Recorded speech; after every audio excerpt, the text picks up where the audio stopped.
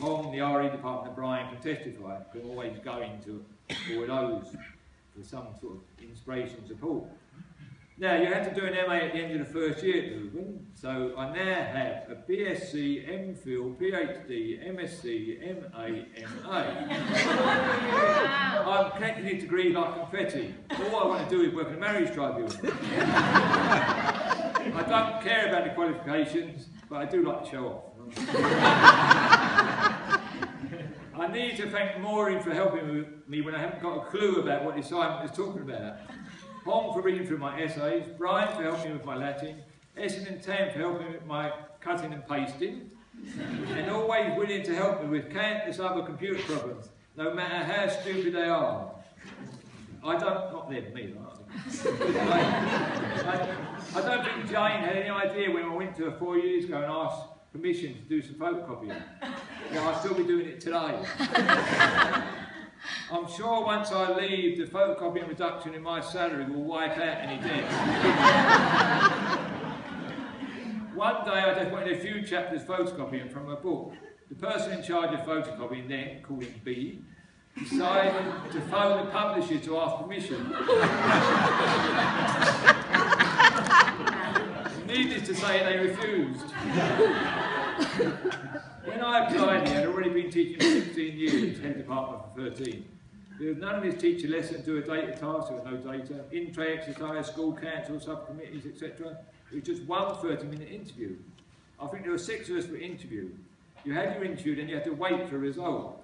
So when the interviews were finished, they called us all into a tiny room, where we all stood in front of the interview panel, all 6 of us. Then they said, well, the winner is Blackwell. And I didn't know what happened to the others. But I did look up my references for his post, and from my previous head teacher. These phases from my head teacher at the time stood out. He can be outspoken and occasionally express himself awkwardly. When have I ever expressed myself awkwardly? This might be my reference. Then it goes on. He may not in interview appear readily articulate as others. It was me thinking I was very articulate. Then as an afterthought she finished with, personally I have a high regard for Mr. Blackwell. Now, over the years I've changed from Mr. when I first started teaching to Doctor, and more recently people start calling me Father. I'm not sure if that's a compliment or not. I started here at Easter. I will remember Sister Sheila going on when we were looking for staff that no one any good would change schools at Easter. Sister Sheila was one of the deputies at the time. I'm sure she meant well. When I told staff at Skinner's I got the job here, they all said how lucky I was. That school is full of middle-class kids. Little did they know. Now, I often wonder how you know when it's time to retire. I now know. All the people who interviewed me for this job have now passed away. It's not one of them. Not one of them, sadly, still with us. That gets you thinking. Now, if a girl is causing problems on the corridor, I naturally ask her for her name. It's a bit disconcerting when they turn around and say, "You teach me, sir."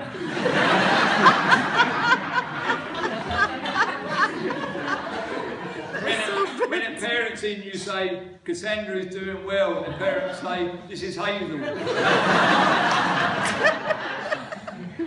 Other SLT members start taking over my roles.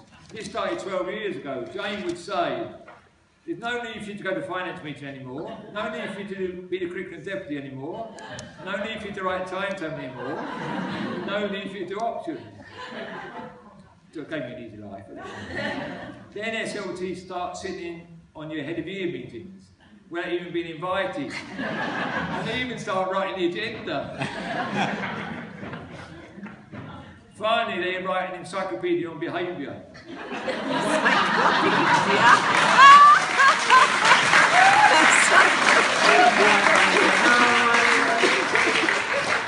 One of my few remaining responsibilities. At one stage I was going on so many trips, school was like my travel agency. Italy, Iceland, Israel, France, China, Japan, New York, Washington, and countless trips to Wales. Mike and myself have gone on so many trips together that his wife Chris thought we were having an affair. the only man who slept with Dave. You're privileged. No victim, mate.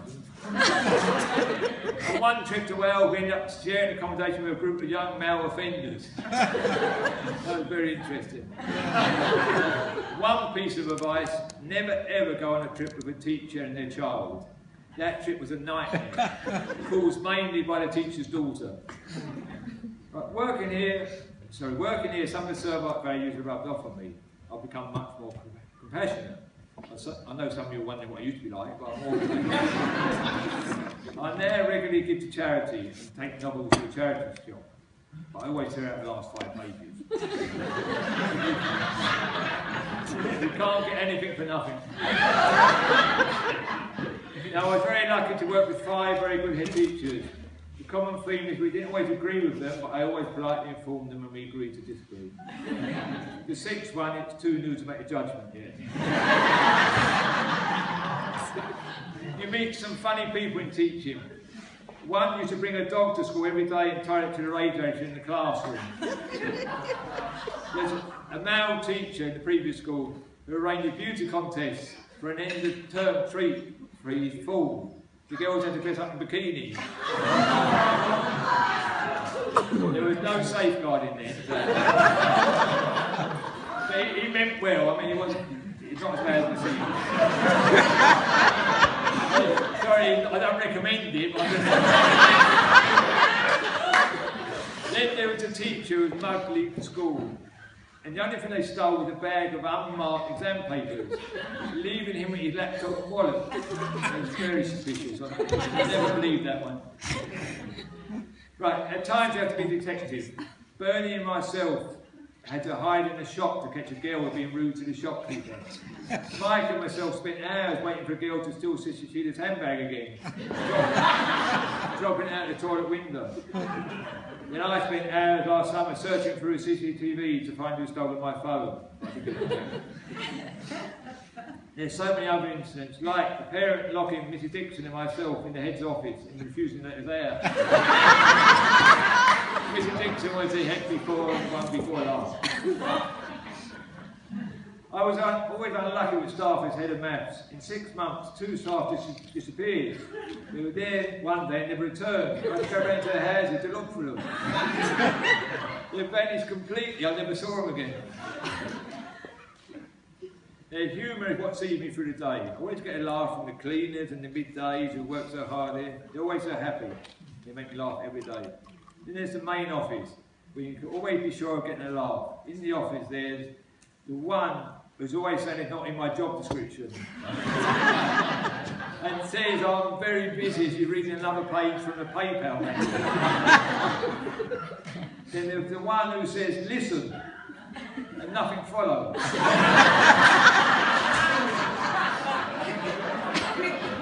And her pal who wants a built-in commode, who phones you to say, you better come down, there's trouble. Then when you get there, they brief me. It's usually to see an irate parent, and they say, now, be tactful, don't make it worse. Like I would. And there's the one who always says, we love you, Dr. B, when I walk in. The one who always greets you with a cheery, hi, Dr. B, as I walk in. The one who sits in the corner searching for more CP cases, so they don't give her yet more jobs. And there's the one who shares her favourite TV programme, holiday destinations with me. There's one who's running to my aid when the mic stops working or the computer freezes. There's one who spends all day cutting out and inviting me to meet her mum in Lithuania. Then there's the one who oversees the office from behind the computer screen, quietly keeping everything running like a well-oiled machine.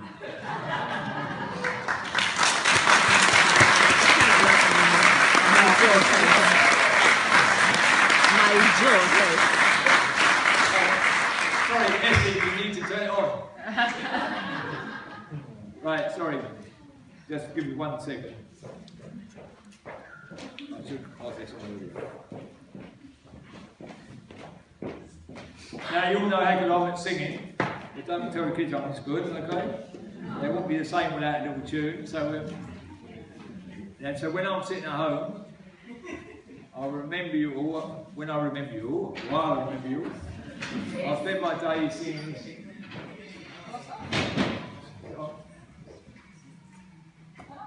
Oh yes, no sound.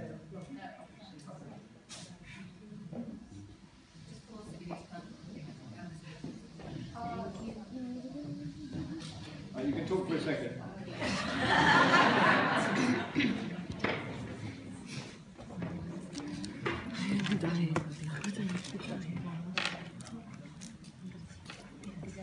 I'll give instructions while we're waiting. We've got a bit of a... Right, I'll sing the first verse and you can come in on the next two, right? I'll do a little solo for you. I'm ready.